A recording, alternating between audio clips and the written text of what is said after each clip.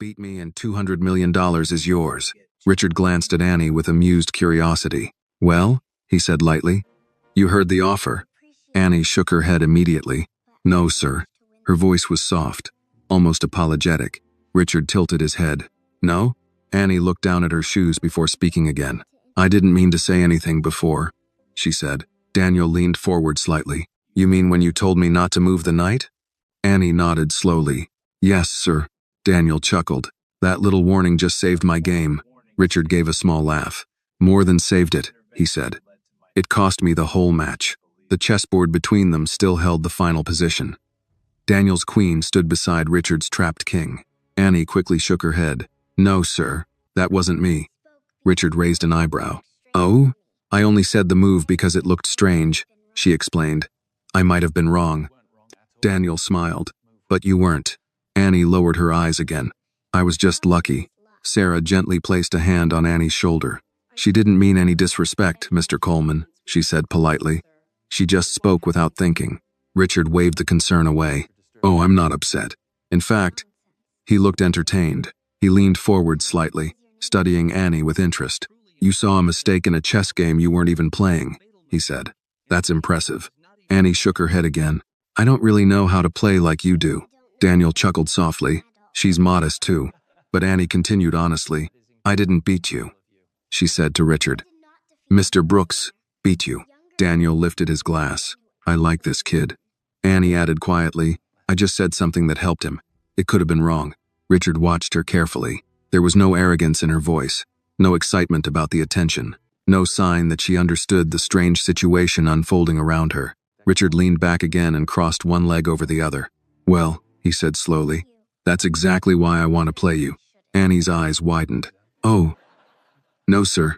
Daniel laughed. Probably the smartest answer you'll hear today. But Richard only smiled wider. Why not? Annie answered without hesitation. I'm not good enough. You seemed good enough a few minutes ago. That was just luck, Annie said.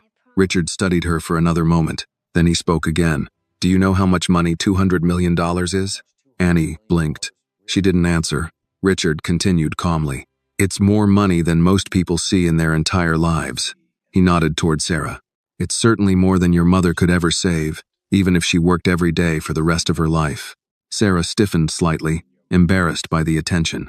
But Annie looked up at her mother. For a moment, the little girl seemed to be thinking very hard.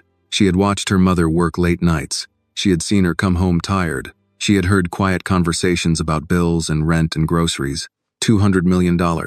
She didn't fully understand the number, but she understood one thing. It was enough to change everything. Richard leaned forward slightly and rested his hands on the chess table.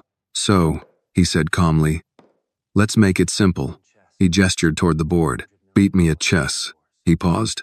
And $200 million is yours. Daniel shook his head, laughing quietly. You're insane. But Richard didn't take his eyes off Annie. Well? He asked. The little girl looked at the chessboard, then at her mother. Sarah didn't speak, but Annie could see something in her mother's eyes. The kind of hope that usually never visits people like them. Annie swallowed softly. Then she nodded. Okay, she said quietly. I'll try. Richard Coleman smiled. For the first time that afternoon, the real game had begun. For several seconds after Annie agreed to play, no one in the room moved. Richard Coleman leaned back slowly in his chair. The faint smile on his face remained, but it had changed slightly. Well, he said at last, clapping his hands softly once. Looks like we have a game. Daniel Brooks let out a low laugh from across the room. I still can't believe this is happening, he said. You're actually about to play chess with the housekeeper's kid for $200 million. Richard shrugged. Money only matters if you're afraid to lose it. Daniel lifted his glass and took a sip of bourbon. I'll remember you said that. Richard leaned forward and began resetting the chessboard. One by one, the pieces returned to their starting squares with quiet clicks against the polished wood. White pieces facing Annie, black pieces facing him. He glanced up. Have you ever played on a board like this before? Annie shook her head gently. No, sir. Her voice was calm, but her hands rested quietly in her lap as she looked down at the chessboard. The pieces were carved from dark ebony and pale ivory-colored wood, heavier and more detailed than anything she had seen before. The knights were shaped like small horses with carved manes. The rooks looked like miniature castle towers. Daniel stepped closer to the table, folding his arms. Well, he said, this might be the most expensive chess game in American history. Sarah still stood near the wall, watching carefully. She didn't understand chess very well, but she understood something else. The room had changed. The air felt heavier now, as though something important had quietly stepped into the space between the two players. Richard gestured toward the board. Go ahead, he said. You can take white. Annie looked at the pieces for a moment. Then she slowly reached forward. Her fingers gently pushed the pawn in front of the king 2 squares ahead. Avier. Daniel raised an eyebrow. Well now. Richard didn't react. He immediately slid his pawn forward in response. The Sicilian, Daniel said softly. Richard smirked. Let's see if luck understands openings. Across the board, Annie simply watched. She didn't respond immediately. Instead, her eyes moved slowly across the squares, studying the position. Then she developed her knight. Richard developed his. Move by move, the game began to take shape. At first, Richard played quickly, confidently. He had played thousands of games in his life. Chess tournaments in college, friendly matches with investors, late-night games during long negotiations. But Annie moved differently. She didn't rush. Every move came after a moment of quiet thought. Her fingers sometimes hovered above a piece before choosing another. 5 moves passed, then 8. Daniel slowly leaned forward. His expression had changed. Richard noticed. What? He asked. Daniel shook his head slightly. Nothing yet, but his eyes remained on the board. Richard made another move. Annie responded. Another, then another. Finally, Daniel spoke again. She's controlling the center. Richard looked up. You're joking. Daniel pointed quietly. Look. Richard's eyes dropped back to the board.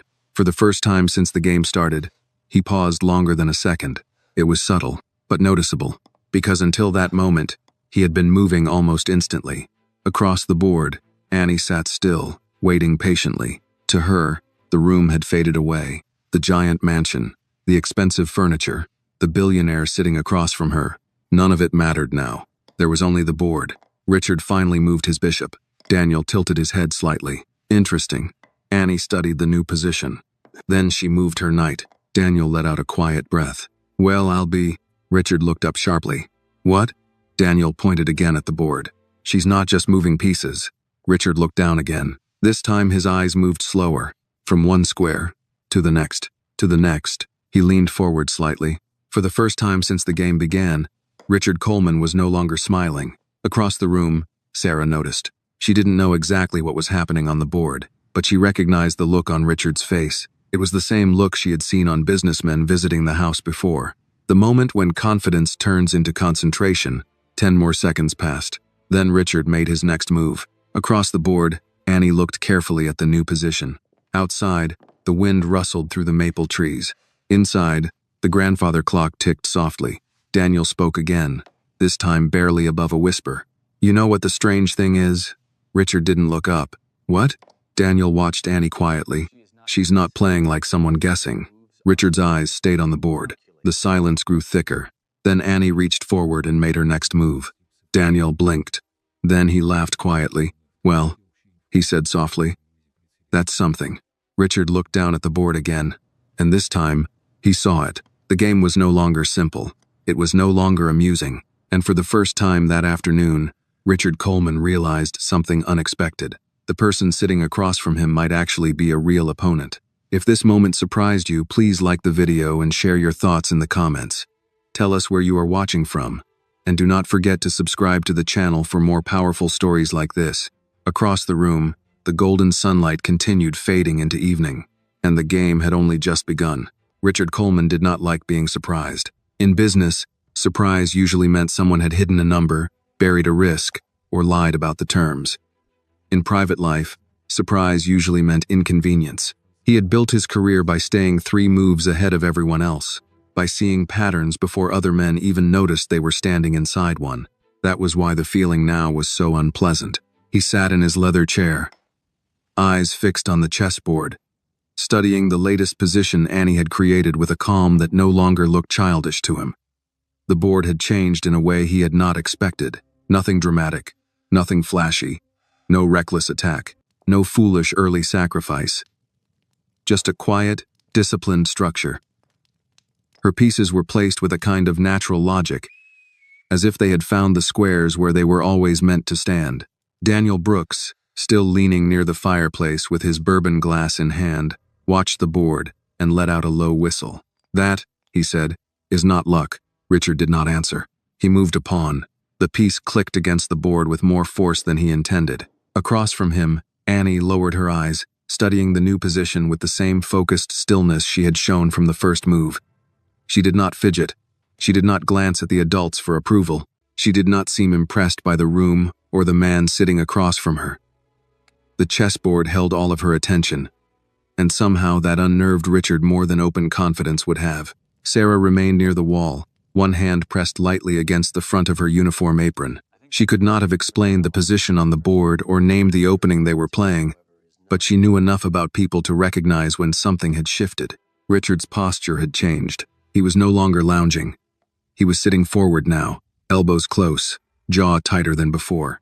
Annie made her move. A knight, developing with simple purpose. Daniel nodded to himself. Solid. Richard looked up. "You planning to comment on every move?" Daniel shrugged. "Only the good ones." Richard gave him a dry look, then returned his attention to the board. He tried to remind himself what this was. A game. An unusual little scene in his own house. An interruption to an ordinary afternoon. The daughter of his housekeeper had seen a tactical idea. That was all. Sharp eyes, good instincts, nothing more. But the board refused to support that comforting explanation. He played his bishop, probing at her kingside structure. Annie's response came after a pause long enough to show she was thinking, but not so long that it felt uncertain. She moved a pawn, modestly, almost invisibly, and yet the move took away one of the squares Richard had intended to use 2 turns later. Daniel laughed softly. Richard looked up again. "What now?" "You know exactly what now," Daniel said. "She saw your plan." Richard gave a faint, humorless smile. "That implies I only had one. Today, it seems you did." Sarah looked from one man to the other, then back to Annie. She had seen Annie stare at chessboards before, at the library, and once in the folding chairs after a church fundraiser. But this was different. At home, Annie sometimes used bottle caps and buttons as pieces across the kitchen table, whispering to herself and replaying games she had only watched once. Sarah had always found it strange and beautiful. A gift she could neither explain nor afford to develop. A memory rose in her mind, now one winter evening months earlier. The radiator hissing in their apartment. The smell of tomato soup on the stove. Annie arranging pennies in neat rows on the table. "What are you doing, baby?" Sarah had asked. "Fixing the mistake," Annie had answered without looking up. "What mistake?" "The one the man made in the library." Sarah had laughed then, tired from work, not understanding that Annie had carried another man's unfinished game in her head all afternoon. Now, watching the child across from Richard Coleman, she felt something close to fear, but braided tightly with pride. On the board, Richard exchanged a pair of pawns and leaned back slightly, trying to create the impression of ease. "So tell me something, Annie." She looked up briefly. "Yes, sir. Where did you learn this?" Annie looked back down at the board. "I watch." Daniel smiled. "I asked her that too." Richard considered her answer. "Just watch?" "Yes, sir." "No lessons?" "No, sir." "No coach?" "No, sir." The room fell quiet again. Richard looked at Daniel, as if waiting for some private confirmation that this was still a joke. Still manageable. Still beneath him. Daniel only lifted his eyebrows. "Don't look at me. I'm just enjoying the show." Richard exhaled through his nose and made another move, this one more ambitious. He pushed a central pawn forward, challenging her position more directly. Annie did not respond at once. The evening light had grown softer now, deepening from gold into amber. It touched the side of her face and caught in the polished black pieces on Richard's side of the board. Somewhere beyond the room, a door closed gently in another part of the house. The grandfather clock in the hallway marked the quarter hour. Annie studied the board, then moved her bishop. Daniel straightened. Richard's eyes narrowed. The move was quiet, but it changed everything. Not immediately. That was what bothered him. It didn't attack his queen. It didn't threaten a cheap trick. It simply improved her position in a way that suggested she understood what the board would look like later. He leaned forward and began calculating. If he traded there, she would recapture. If he pushed the pawn, she would take. If he developed the rook first, She could castle and leave him with less space. The lines branched in front of him like roads through unfamiliar country. He realized, with a sharp inward irritation, that Daniel had stopped drinking. That was never a good sign. "How bad is it?" Richard asked, not taking his eyes off the board. Daniel was quiet for a moment. "Bad?" "Not yet." Richard looked up. Daniel continued carefully. "But you're not steering anymore." That landed harder than Richard expected. Across the board, Annie sat with her hands folded now, waiting. She seemed perfectly content to let him think as long as he needed. There was no cruelty in it, no sign of satisfaction, only patience. That, more than anything, made the room feel older somehow, heavier, like some old truth had entered without asking permission. Richard made his move, a night jump, active, sharp, a move meant to seize the initiative and remind everyone, especially himself, that he was still Richard Coleman, that he still understood how to put pressure on an opponent. Annie looked at it. Her eyes moved once from the knight to his bishop, then to the center, then to the far side of the board. She reached out and moved her queen to a square Daniel had not even been considering. There was a full 2 seconds of silence. Then Daniel muttered, almost to himself, "Lord have mercy."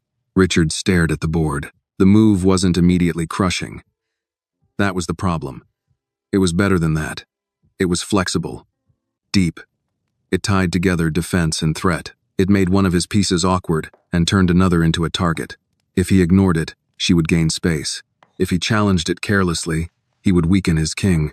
A muscle flickered in his jaw. Sarah saw it. Daniel saw it too.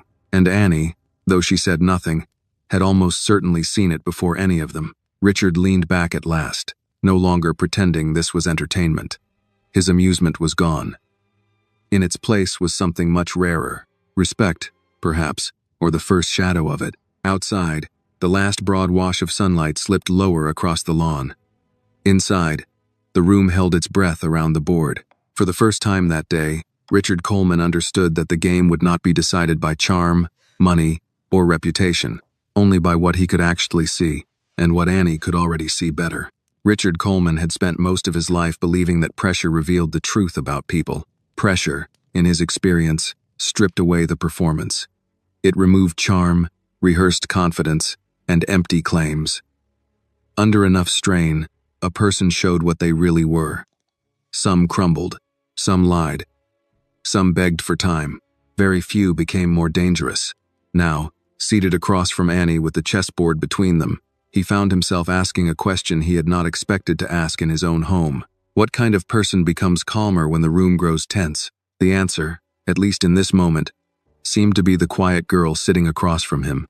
The board lay between them in a shape that no longer pleased him.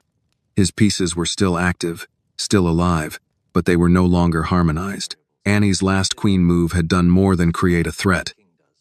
It had changed the rhythm of the game. He could feel it.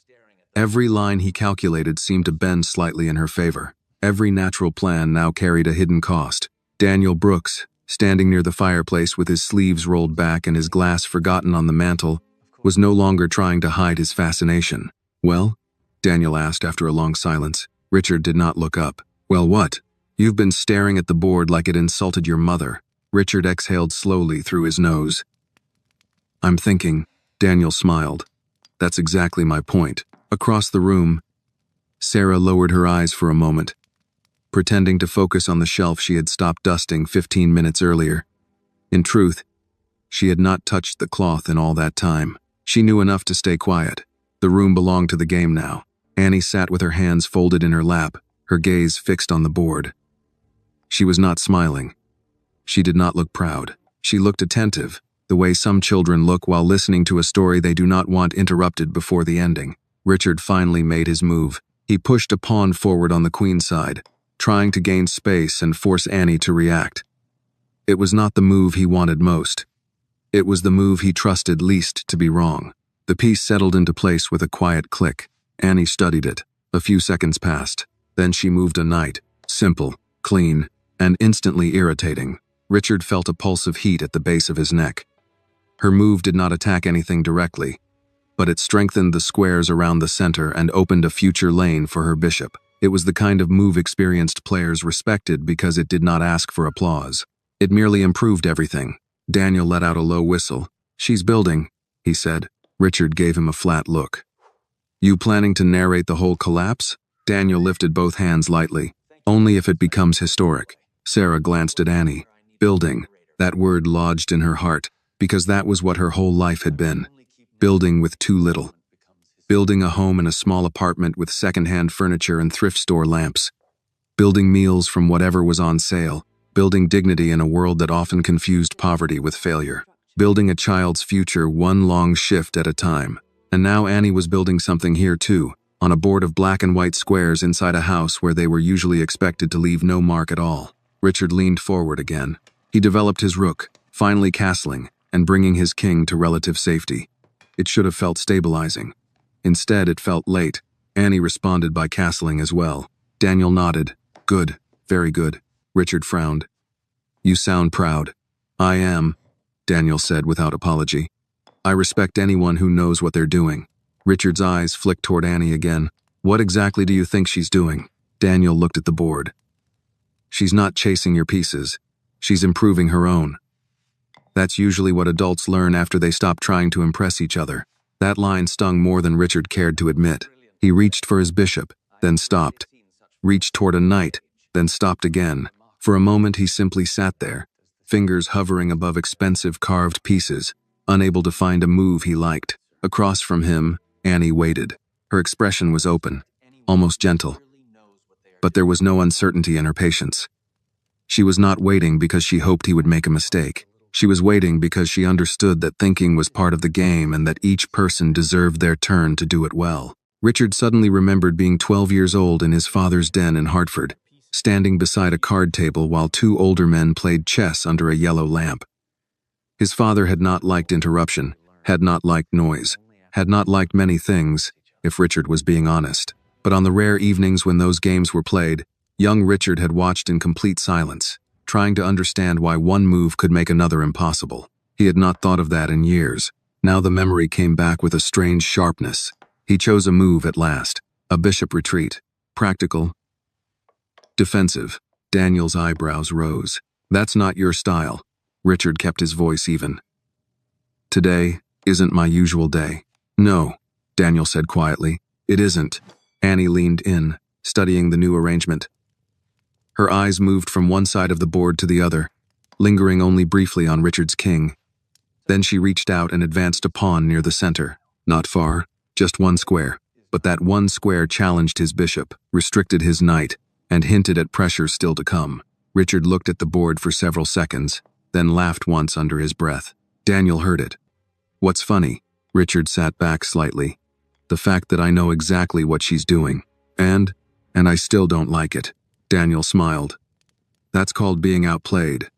Richard did not respond. Sarah, watching from the wall, felt something tighten in her throat. She had come into this room expecting only embarrassment, some rich man's joke, some harmless little test that would end with polite laughter and a reminder that the world had its place for everyone. But now that script was breaking apart in front of her eyes.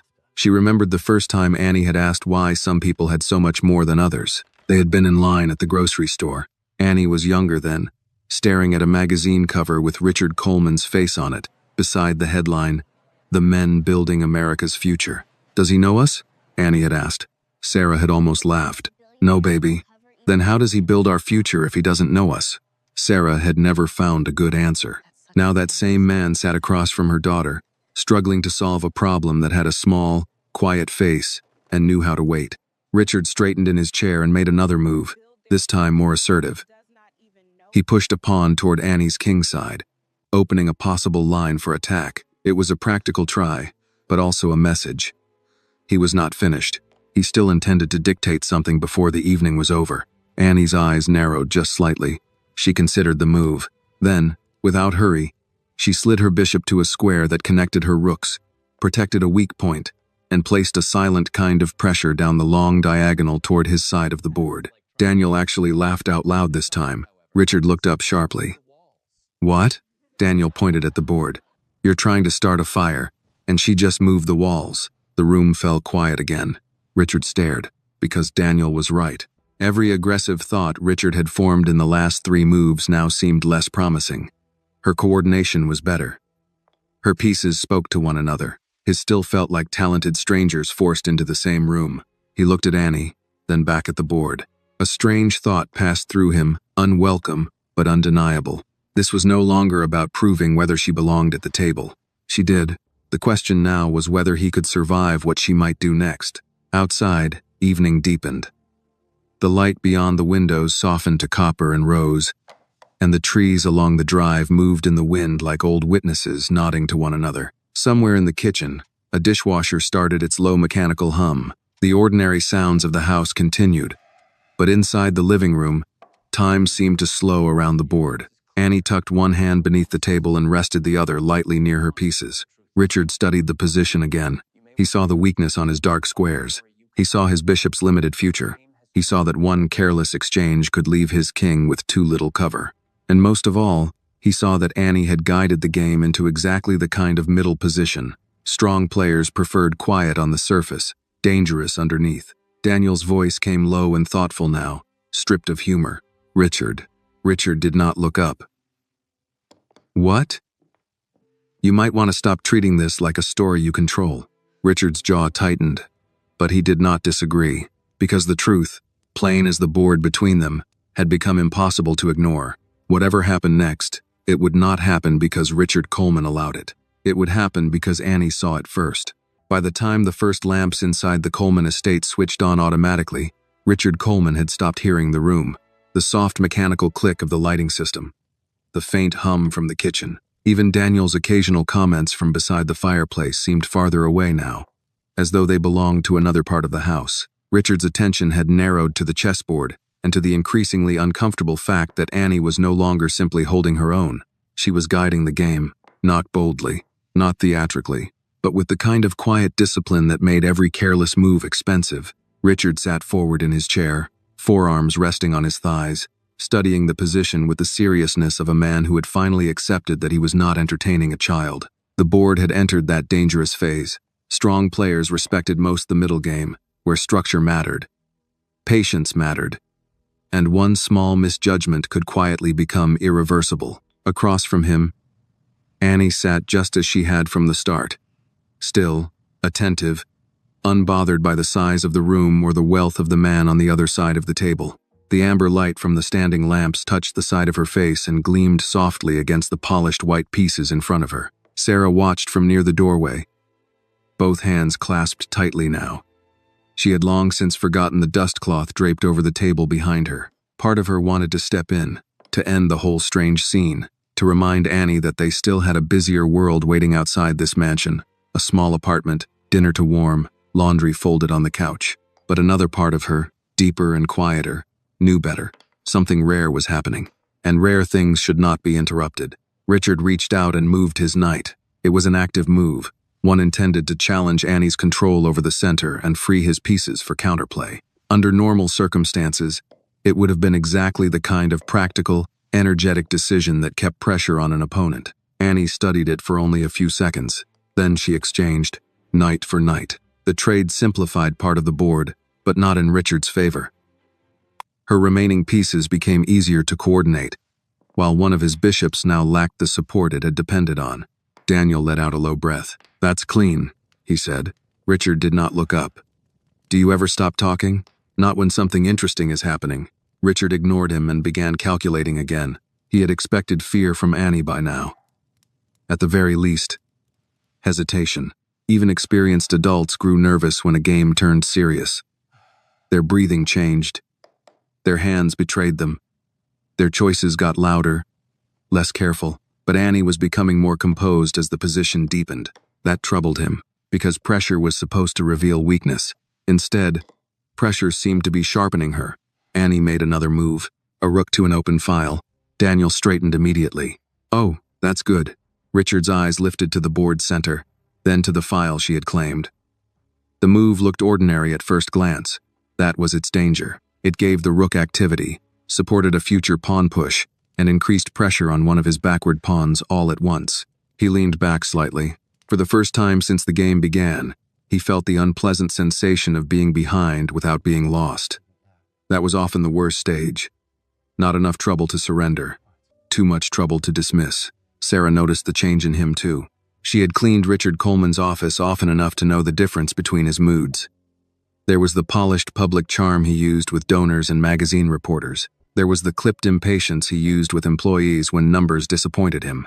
And then there was this quieter thing, the controlled silence that settled over him when he realized a situation was no longer bending to his will. She had rarely seen it, and never because of Annie. A memory came to her then, sudden and sharp. Annie at the kitchen table last spring, moving paper squares Sarah had cut from an old cereal box. "What are those?" "Chess pieces," Annie had said. "They look like paper." "They are paper." Sarah had laughed.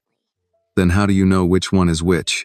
Annie had looked up with that serious little face of hers and answered, "Because they move different." That was Annie. She did not need things to be expensive to understand them. She only needed to see how they worked. Back in the present, Richard advanced a pawn on the king side, trying again to create imbalance, trying to force Annie into making a concession somewhere. He could not sit and absorb pressure forever. That was not his game, not his temperament, and certainly not how he had become who he was. Annie examined the new line carefully. Then, with no sign of alarm, she tucked her king into greater safety with a small defensive adjustment. A move so calm it seemed almost disrespectful. Daniel smiled to himself. Richard looked up. "What?" "She doesn't panic when you push," Daniel said. Richard's expression hardened. Noted. But Daniel was right. Every time Richard tried to create urgency, Annie answered with order. Every time he tried to complicate the board, she found clarity in it. The game had become a quiet argument between two ways of living. Richard believed in force, initiative, action, pressure. Annie believed in shape, patience, timing, and seeing what others overlooked. Richard studied the board again and decided he needed a sharper idea. He shifted his queen to a more active square, aiming at her king side and hinting at threats that might force her backward. For a brief moment, he felt better. Then Annie looked at the position and moved a pawn one square. One square, that was all. But the move closed one avenue of attack, supported a key central point, and gave her bishop a future that Richard had not fully appreciated until the pawn was already in place. Daniel shook his head slowly, almost in admiration. "That's how old men in parks beat lawyers," he murmured. Richard gave a dry, irritated laugh. "And what does that make me?" Daniel took a sip of bourbon at last. "At the moment, a man paying tuition." Sarah nearly smiled despite herself. Richard heard the line, but it did not fully land. He was already calculating again, and the deeper he went, the more one ugly truth emerged. He was running out of easy plans. His bishops were active but awkward. His queen had scope, but no clean breakthrough. His pawns on one side of the board were beginning to overextend, while Annie's pieces seemed to support each other naturally, as though each move she had made from the beginning had been preparing for this exact shape. He glanced at her hands, still steady. He looked at her face, still calm. No gloating, no fear, no hunger, just attention. That unsettled him more than arrogance would have. Arrogance can be manipulated. Fear can be exploited. But calm, true calm, was another matter. Calm forced a man to face his own thoughts without distraction. Richard made a bishop move designed to challenge her rook and pressure her center at the same time. Annie responded by sliding her queen to a square that defended everything and quietly threatened more. Daniel actually laughed under his breath. Richard looked up again, patience fraying. "Say it." Daniel's smile faded into something more thoughtful.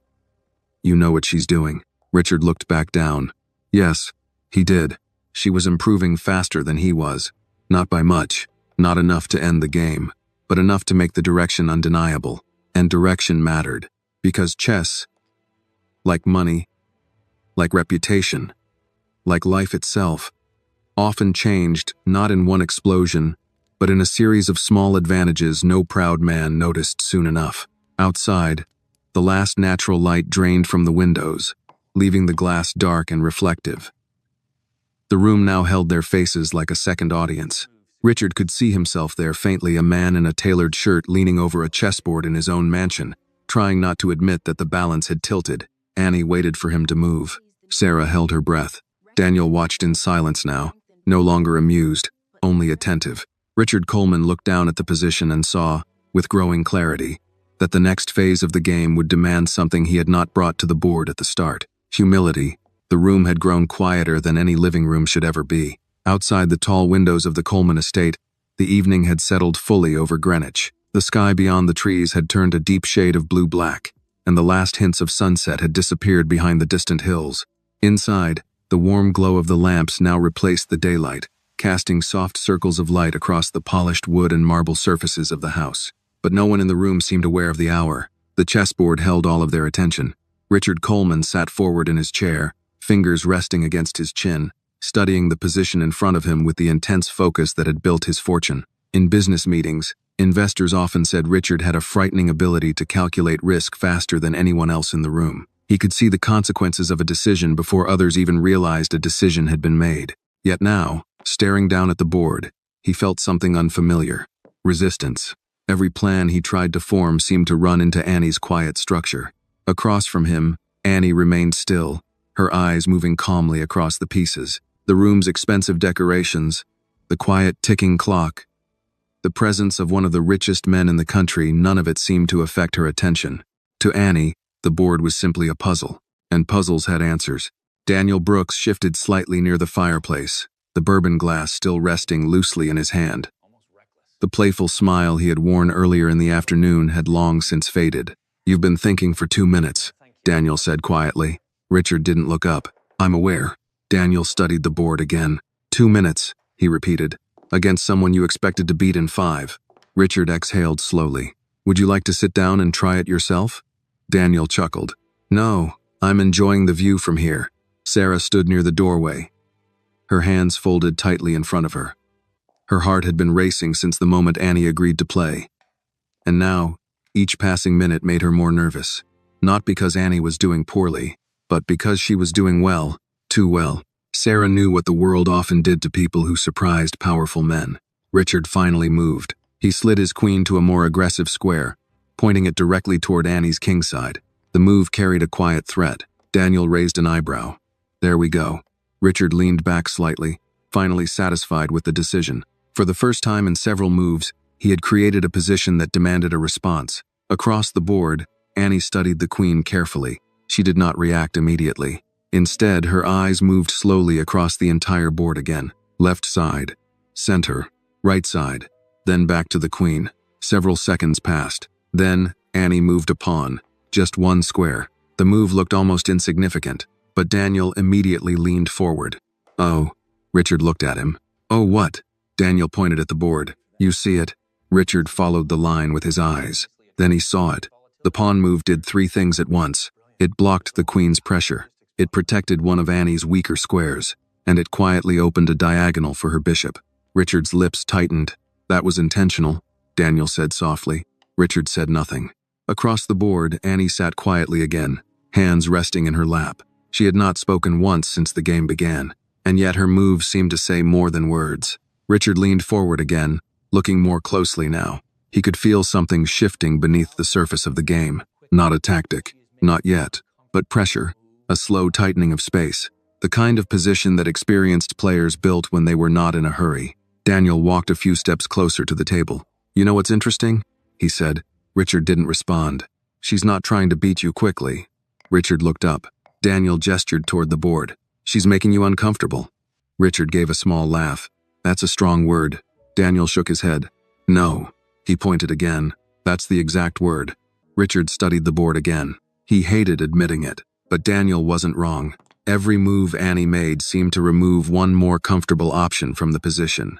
Another pawn advanced, another square controlled, another small improvement, none of it dramatic, but all of it deliberate. Richard reached for his rook and shifted it to a more active file. An aggressive move, a signal that he intended to fight for space again. Annie watched the rook. Then her eyes moved to the center of the board. Her fingers gently lifted a knight. She placed it on a square that attacked 2 of Richard's pieces at once. Daniel actually laughed this time. "That's nasty." Richard frowned. "It's a fork."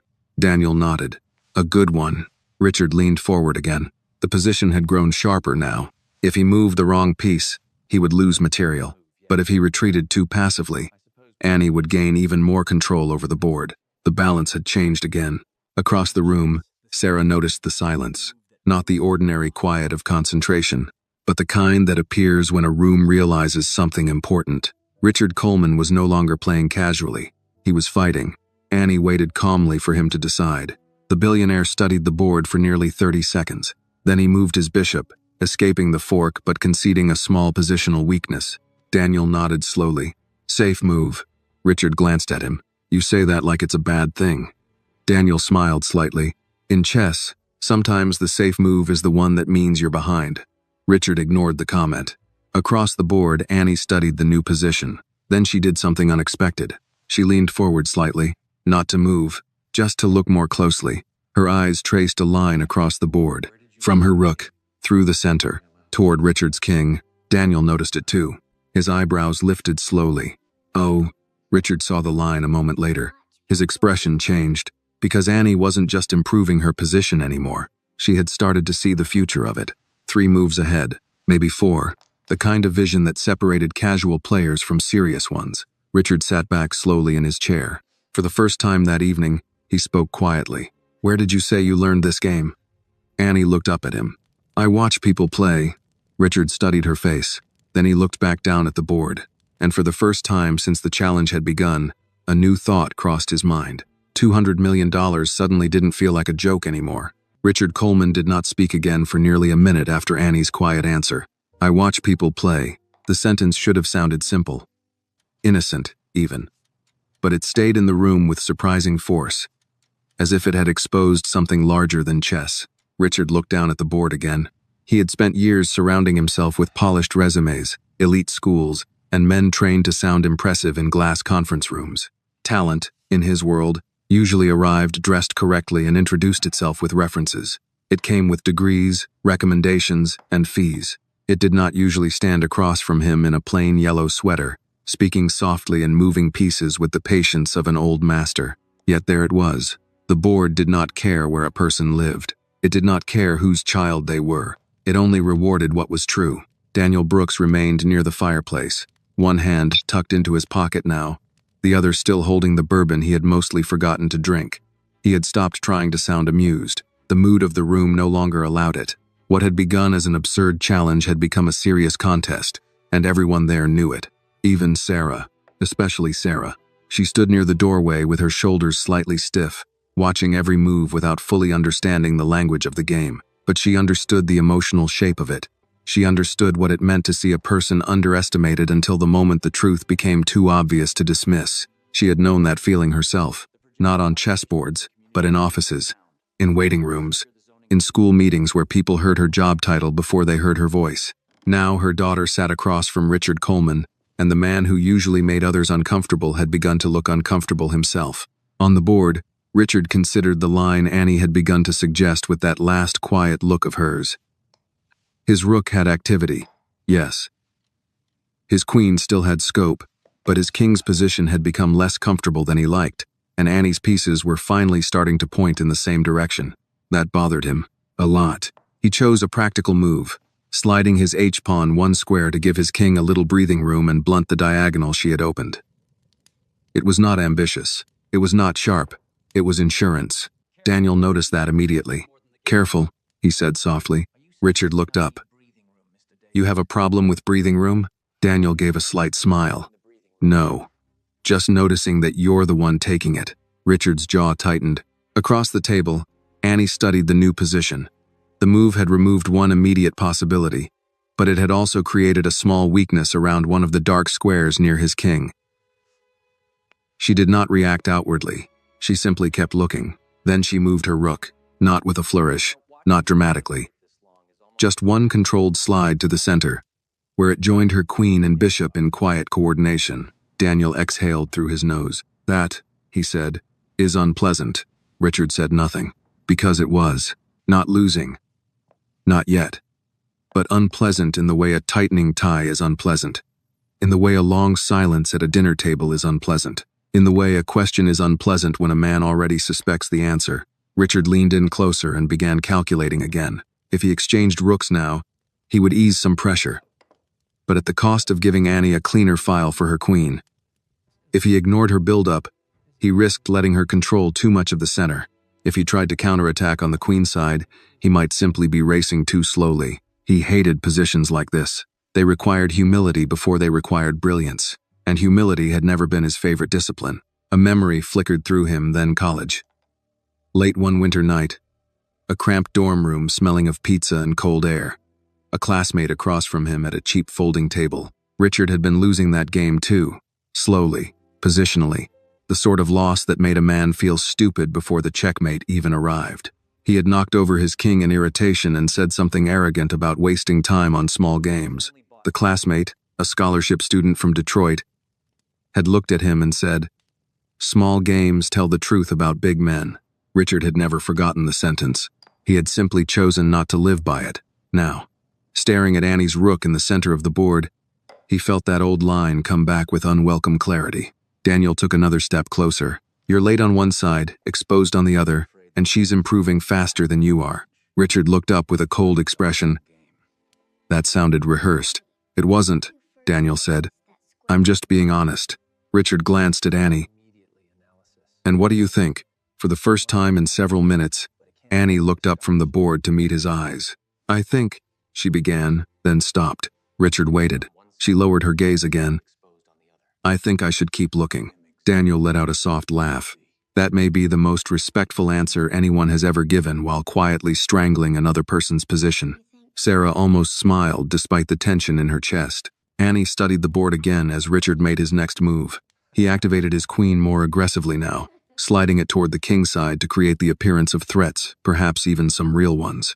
It was a move of experience, one intended to muddy the waters, to force Annie to defend and maybe, just maybe, to rush. But Annie did not rush. She saw the queen, she saw the line behind it, and then she made the first move of the night that visibly changed the room.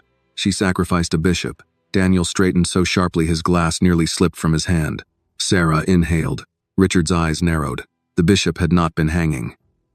Annie had given it up deliberately, placing it where Richard could take it with a pawn.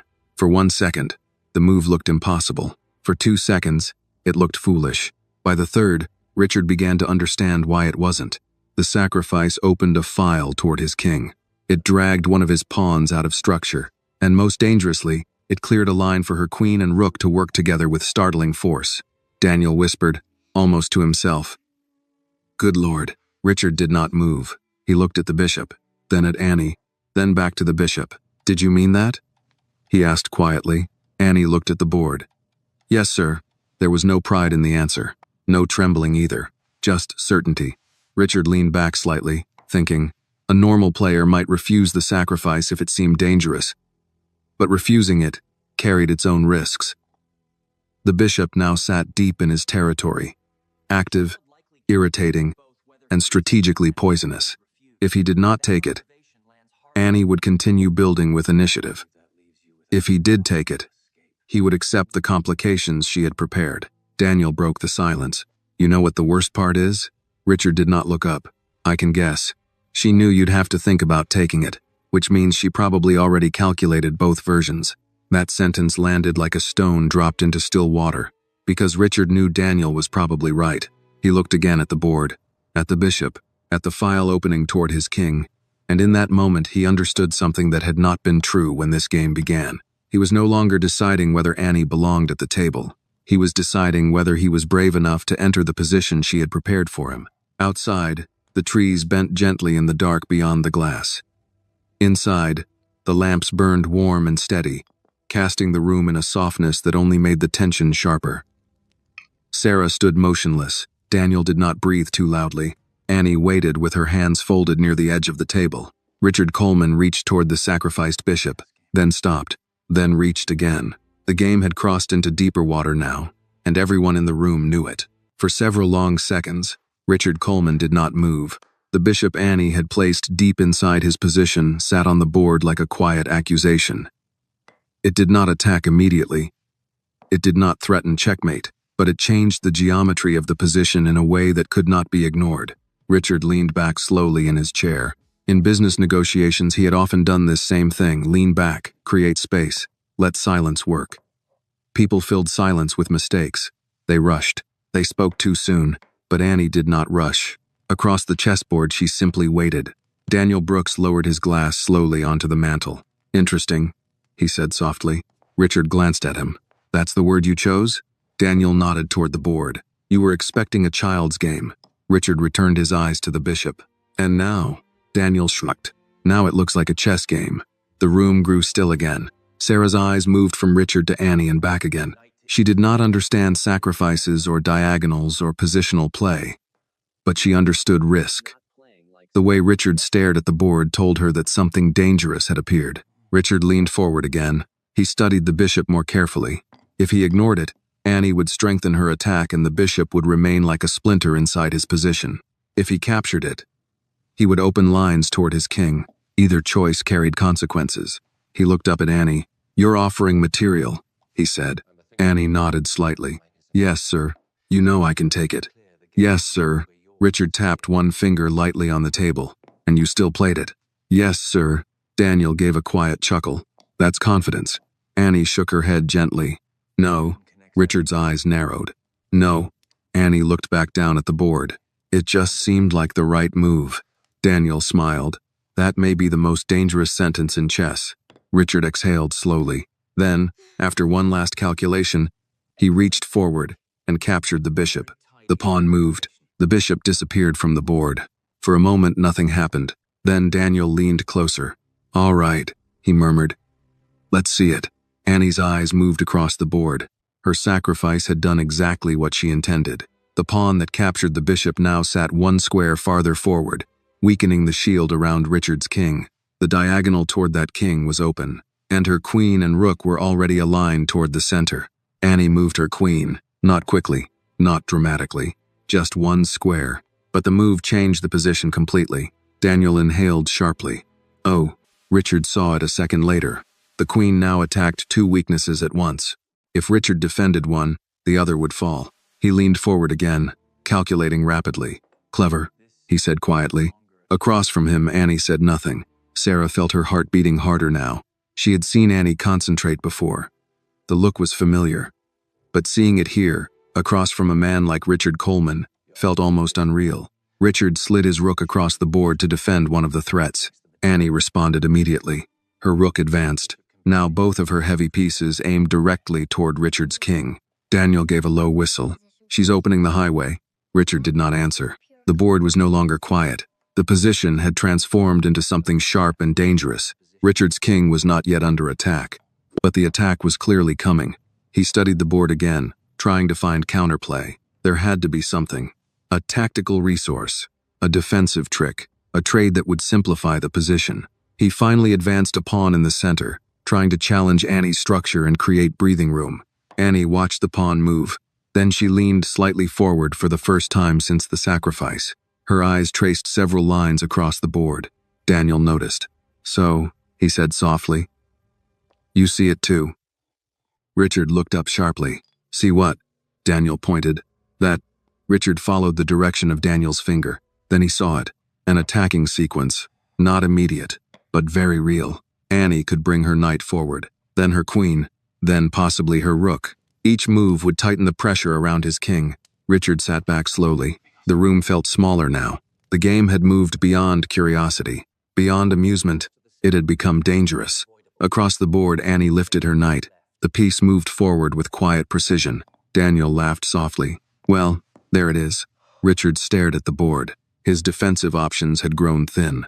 The knight now threatened to open another line. If he pushed a pawn, Annie could sacrifice again. If he retreated a piece, she would gain space. He looked up at her again. "You planned this," he said. Annie hesitated slightly. "I saw it a little earlier." Daniel folded his arms. "How much earlier?" Annie thought for a moment. "Maybe 3 moves." Richard let out a quiet breath. 3 moves. That was exactly the distance where good players separated themselves from casual ones. 3 moves was the horizon where the board began revealing its future. Richard studied the position again. The attack was not forced. He could still defend. But now the entire character of the game had changed. He was no longer guiding the game. He was reacting to it. Across the room, Sarah felt a strange mix of pride and fear. She had always known Annie saw things differently, but seeing it unfold here, inside this massive house, in front of one of the most powerful men in the country, made the moment feel unreal. Richard finally moved again, sliding his queen into a defensive square to guard his king. It was the safest move he could find. Daniel nodded. "Solid." Richard glanced at him. "You sound relieved." Daniel smiled slightly. I am. Richard returned his attention to the board. Across from him, Annie studied the new position carefully. Then she moved a pawn. A small move, but the pawn now supported her knight and opened another path for her rook. Daniel shook his head slowly. She just keeps improving. Richard leaned back again, staring at the board. The truth had become impossible to ignore. This was no accident, no lucky guess, no childish intuition. Annie was playing real chess, and the position was beginning to tilt. Outside the mansion, the wind moved softly through the trees. Inside, the room held its breath again, because the attack Annie had begun was only just starting to unfold. By now, the room no longer felt like Richard Coleman's. It still held his furniture, his lamps, his paintings, his glass of bourbon cooling untouched on the mantel. It still carried the quiet authority of wealth in every polished surface and carefully chosen object, but the atmosphere had shifted so completely that ownership no longer seemed to matter. The room belonged to the game, and the game, little by little, had begun to belong to Annie. Richard sat very still, staring at the board as if it had changed shape while he wasn't looking. In a way, it had. Positions did that sometimes. They crossed a hidden line. One moment they looked manageable, the next they seemed to reveal an entirely different truth. His king was not under direct attack yet, but the pressure around it had become undeniable. Annie's rook had found activity. Her queen had better coordination. Her knight sat forward like a patient witness waiting to testify.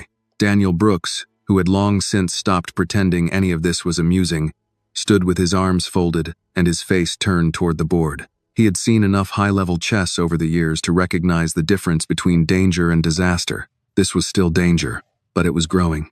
Richard made a move at last. He slid a bishop back toward the center, a defensive retreat that also opened a line for his rook.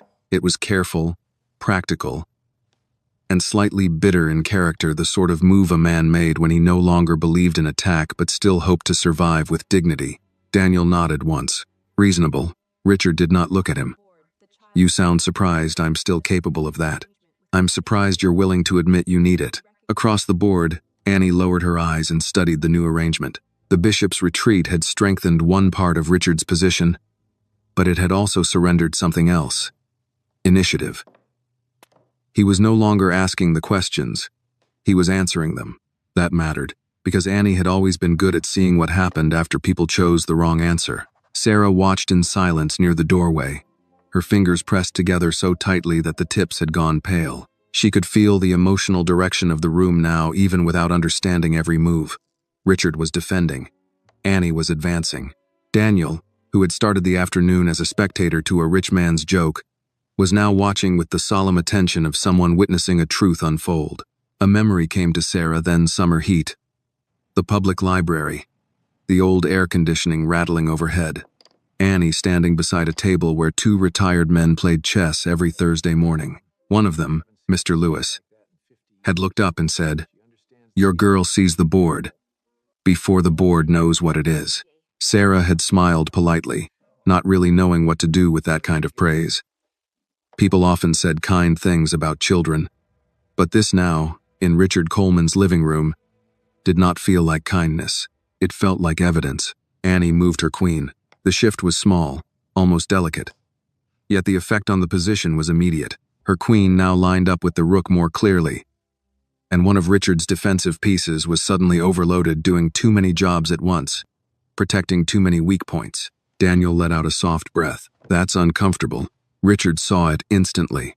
If he defended the bishop, the rook became vulnerable. If he guarded the rook, a weakness near his king would deepen. If he traded queens under the wrong circumstances, Annie's rook and knight would still carry enough activity to leave him in a cramped endgame. He leaned forward and pressed a thumb lightly against his lower lip, thinking. The lamps cast a warm amber light over the board, making the black pieces seem darker and heavier than before. The windows behind Annie had turned into mirrors now, reflecting the room back onto itself. In the glass, Richard could see a faint image of his own posture, head lowered, shoulders slightly drawn in, the stance of a man working harder than he wanted anyone to know. He made another move. This time it was his rook, shifting across to protect the back rank and challenge Annie's control over the file. It was better than the bishop retreat, more active, more like him. Daniel nodded again. Better. Richard finally looked up. Am I allowed your approval now? Daniel gave a thin smile. I'm not approving. I'm observing.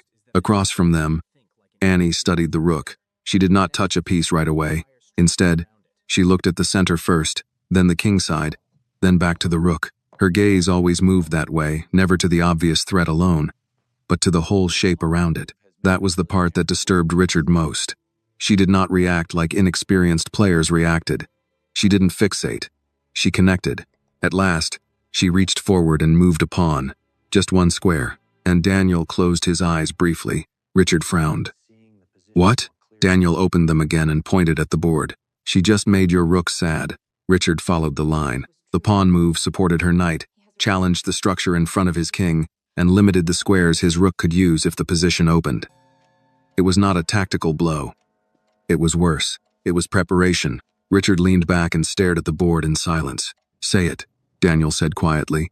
Richard kept looking down. No, then I will. Richard said nothing. Daniel's voice stayed calm. She's seeing the position more clearly than you are. Sarah felt the words in her chest, not because they were cruel, because they were true. Richard did not answer immediately.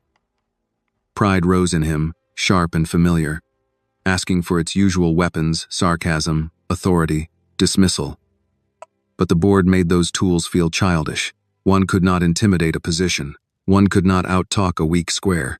He made a queen move designed to trade. Simple, direct. A chance to reduce pressure. It was the best practical choice he had found in the last 10 minutes. Annie looked at the board, then at the queens, then at Richard's knight. And then she did something that changed the emotional temperature of the room. She declined the trade. Not recklessly, not with showmanship. She simply stepped the queen aside to a better square, keeping pressure, keeping the initiative, and quietly implying that she preferred the more complicated position because she understood it. Daniel gave a short, disbelieving laugh. Oh, that's cold. Richard stared. He had offered simplification.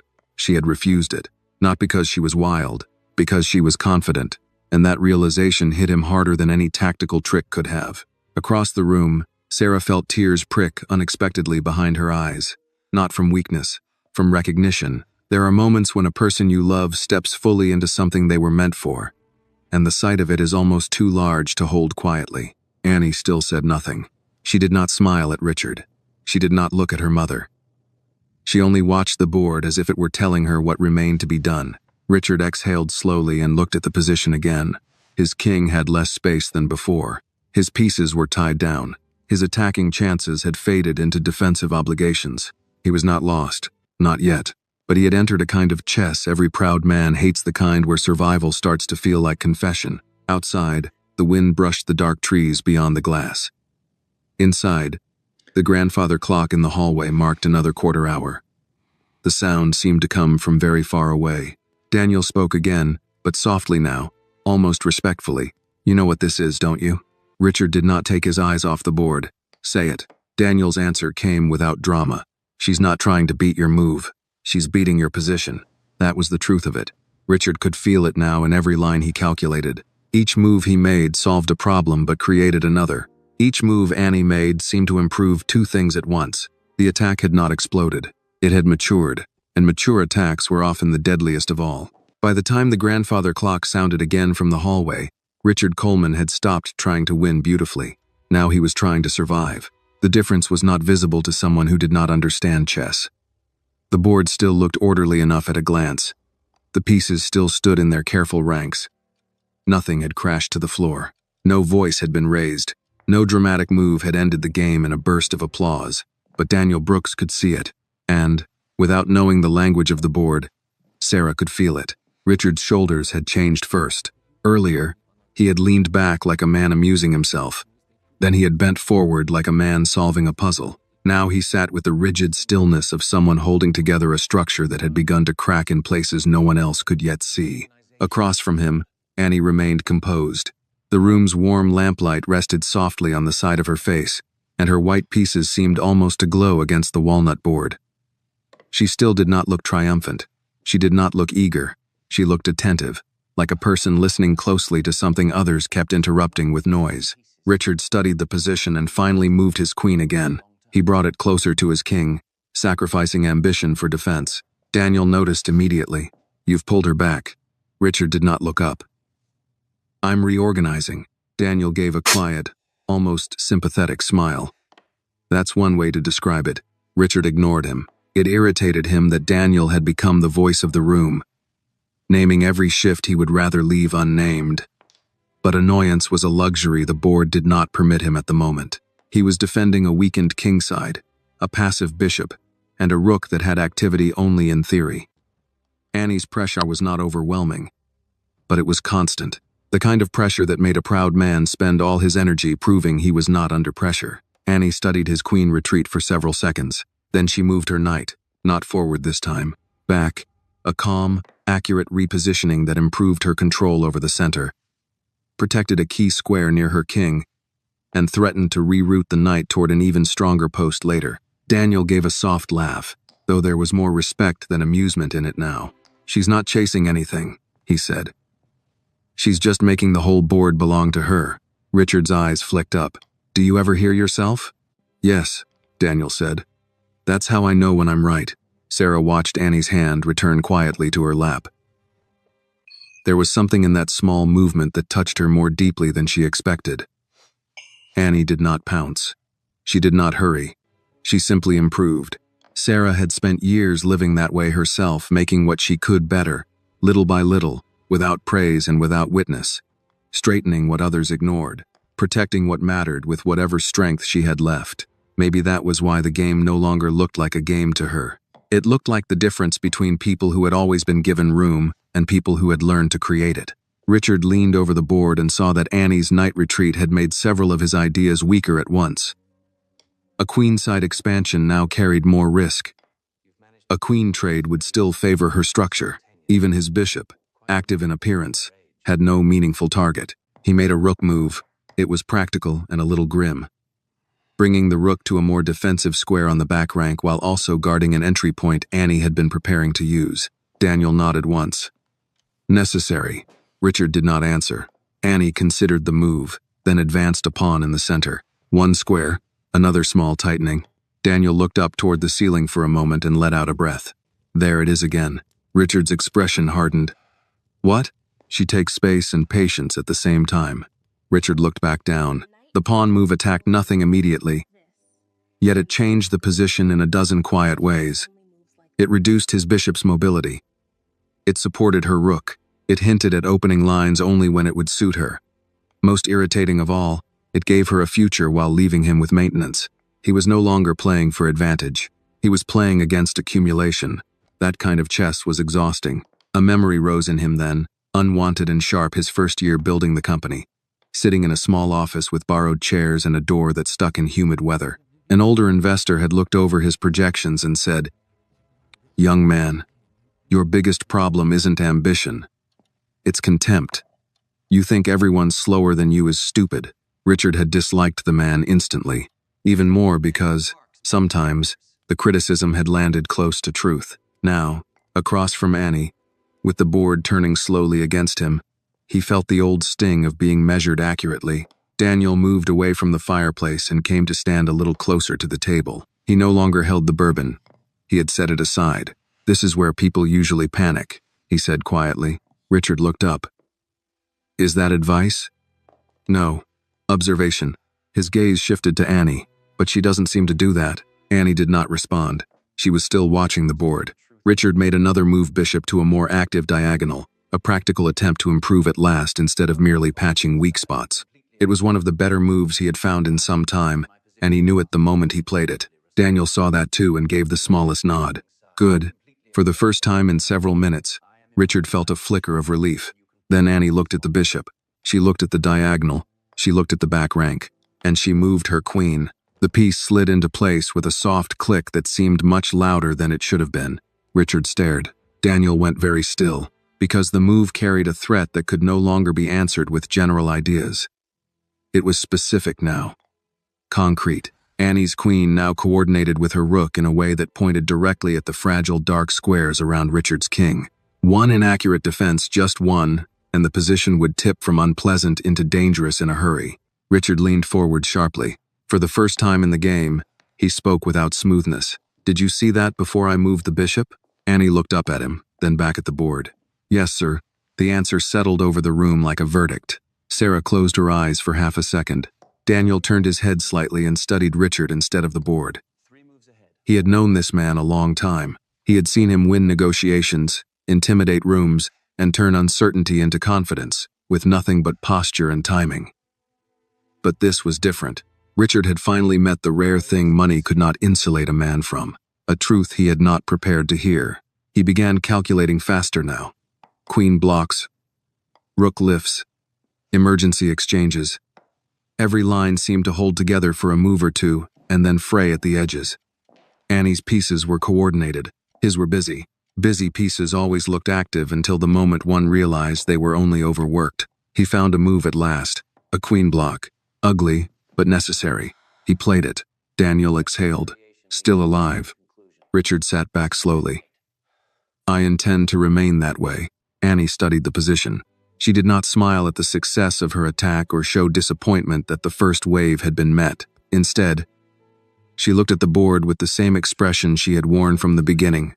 Calm, searching, almost patient enough to be kind. Then she moved her rook, just one square, and Richard understood at once that she was not finished. The first attack had forced concessions. This next phase would ask whether those concessions were enough. Outside, the estate grounds lay under full dark now, the trees barely visible beyond the reflective glass. Inside, the lamps glowed warm and steady over a room that had ceased to be comfortable for anyone in it. Richard looked at the board and saw something he had avoided admitting all evening. He was no longer trying to outplay Annie. He was trying not to be outplayed completely. The move Annie made with her rook was so small that, to anyone passing the doorway, it would have looked meaningless. A single square, no dramatic capture, no flourish, no announcement. Yet the effect on Richard Coleman was immediate. He stared at the board and felt something cold move through his chest, because the rook move did not simply continue the pressure. It refined it. It brought Annie's pieces into even greater harmony, tightened control over the open line, and created the kind of threat strong players feared most, not the obvious one, but the one that left too many weaknesses to cover at once. Daniel Brooks saw it just after Richard did. His brows lifted, then slowly settled. Oh, he said under his breath. That's very good. Richard did not answer. He was calculating too quickly now to waste time on words. His queen still held one important defensive square. His rook guarded the back rank. His bishop, though awkward, at least blocked one dangerous diagonal, but Annie's rook move had changed the order of problems. If he defended one point, another became vulnerable. If he traded in the wrong sequence, the position would open in a way that favored her more active pieces. Across the board, Annie sat perfectly still. She had not changed at all. That was what made the moment so unsettling. Richard had changed. Daniel had changed. Even Sarah, standing quietly near the doorway, had changed. But Annie remained exactly what she had been from the first move onward. Attentive, calm, and uninterested in drama. Sarah watched Richard's face closely now. She had worked in his house long enough to know that he hated being watched when he was uncertain. Yet tonight he could not avoid it. The board itself was watching him. Daniel was watching him. And though Annie's expression held no cruelty, her silence had become its own kind of witness. A strange thought came over Sarah then. All these years she had entered this home through the side door. She had cleaned rooms no guest ever saw, folded towels no one thanked her for folding, wiped fingerprints from glass no one else even noticed. She had spent so much time making herself small inside other people's comfort that she had almost forgotten what it looked like when truth entered a room and took up space. Now truth sat at the chessboard in a yellow sweater. Richard finally made a move. He shifted his bishop again, this time not to improve it, but to remove it from a tactical line Annie had prepared. It was a defensive maneuver, careful and a little desperate, and he knew the moment his fingers left the piece that it would not solve his position. It would only delay the next question. Daniel nodded once. You bought yourself a move. Richard looked up sharply.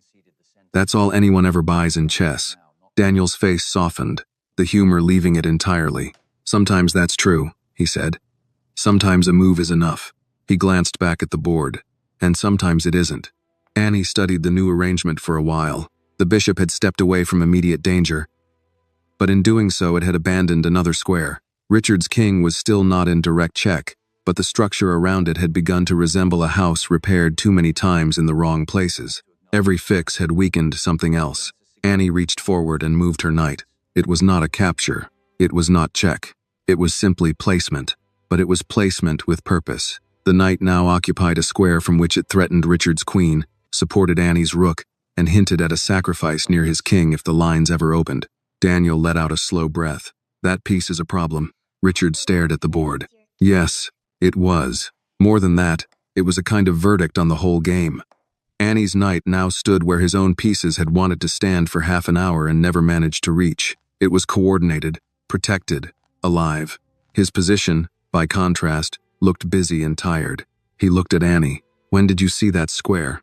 Annie blinked once, then lowered her eyes back to the board. A little while ago.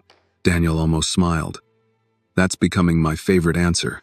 Richard leaned back and rubbed his thumb slowly against the edge of the chair's armrest. In negotiations, this was the moment he usually turned the table, introduced a fact no one else had anticipated, reframed the deal, forced the room to react to him, but the chessboard offered no such stagecraft. He could not charm a knight off a strong square. He could not intimidate a rook into becoming passive. He had to play, and he was running out of good ways to do it. He found one line that looked practical. Queen trade. If he could simplify now, he might still limp into an endgame where his experience mattered more than the pressure Annie had built. The position would remain unpleasant, but at least it might become calculable again. He slid his queen forward to offer the exchange. The room went still. Daniel folded his arms tighter. Sarah felt her breath catch, and Annie looked at the queens for a long moment. Then, just as she had before, she declined. But this time she did not merely step aside. She stepped forward. Her queen moved to a square that kept the pressure, protected the knight, attacked a pawn near Richard's king, and suggested a future check if the lines opened correctly. It was a fearless move, though not reckless, and it changed the room more than any check would have. Daniel actually laughed once in disbelief. She's saying no to peace, he murmured. Richard stared at the board so hard his eyes began to burn, because that was exactly what Annie had done. He had offered simplification. She had refused it again, not out of arrogance, out of understanding. She believed in the position more than he did. That realization hurt more than the tactical implications. Sarah's eyes filled suddenly, though she kept her face still. She thought of all the times Annie had been quiet, because the world did not make room for children like her to speak. All the times teachers had mistaken silence for absence. All the times Sarah herself had swallowed anger to protect a paycheck.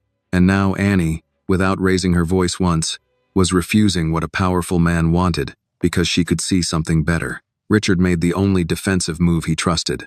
He brought his rook across, tightening his back rank and reinforcing the square Annie's queen now eyed. It was narrow. Technical survival. Nothing more. Daniel nodded. Still holding. Richard gave a cold smile. You keep sounding disappointed. Daniel looked at him steadily. No, just honest. Annie looked at the new setup, then slowly moved a pawn on the opposite side of the board. Richard frowned. At first he did not understand. Then he did. The pawn move created a second front.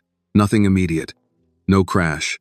No spectacle. But it fixed one of his pawns on a dark square, limited the retreat of his bishop, and prepared a file that Annie could open later if the kingside pressure alone did not break through. Daniel shook his head, almost admiringly. She's not attacking one weakness, he said. She's teaching them to know each other. Richard did not respond. He saw it now, too. The position was no longer merely tense. It was mature. That was the most dangerous stage of all. An immature attack can be repelled. A flashy attack can burn out. But a mature position, one built with patience, improved move by move, and guided by clear understanding, does not need to rush. It can wait while the other side slowly runs out of air. The grandfather clock sounded again from the hall. The note rolled through the mansion and faded. No one moved except Richard, whose fingers hovered over a piece and then withdrew. He looked at the board, at Annie's queen, at the knight deep in his territory, at the rook controlling the file, at the second front quietly forming on the other side. Then he looked, finally, at Annie herself. She met his eyes only for a second.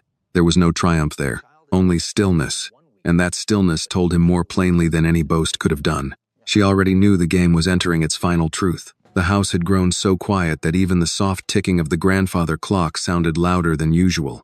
Richard Coleman sat motionless in his chair.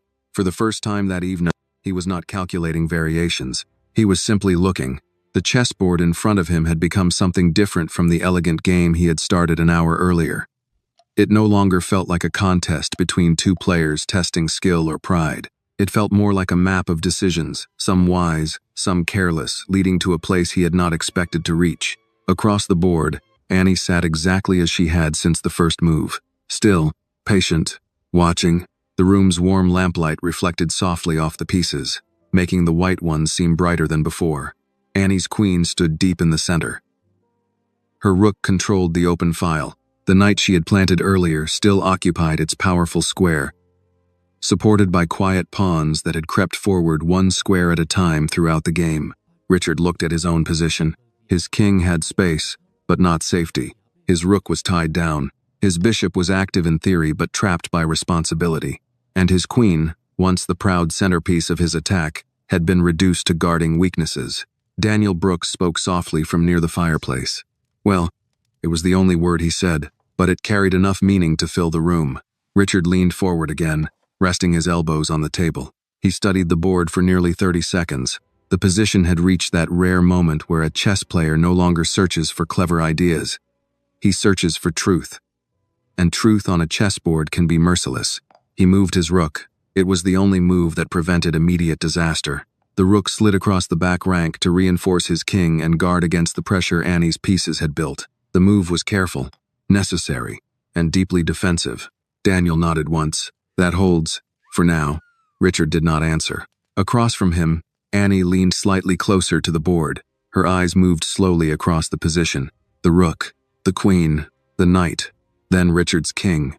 The silence stretched longer. Sarah watched from the doorway with tears quietly gathering in her eyes. She did not try to wipe them away. She had long ago learned that some moments in life were too large to interrupt with embarrassment, and this was one of them. Annie finally reached forward. She lifted her knight. The piece moved 2 squares forward and 1 to the side. The knight landed with a quiet click. Daniel froze. Richard's eyes widened slightly, because the move had not simply attacked a piece. It revealed something much deeper. The knight now threatened a discovered attack from Annie's rook. At the same time, her queen suddenly lined up with Richard's king. Richard leaned closer to the board. His mind raced through the lines. If he moved the queen, the rook would break through. If he moved the rook, the knight would create a fork. If he pushed a pawn, the diagonal would open. He followed the variations again, and again, and again. Every line ended the same way. He leaned back slowly. The truth had finally arrived. Daniel whispered the word before Richard could. Mate. Sarah covered her mouth softly. Richard stared at the board. He had seen thousands of chess positions in his life, but this one carried a strange weight. The checkmate was not loud. It was not dramatic. It was simply unavoidable. He looked up at Annie. She was not smiling.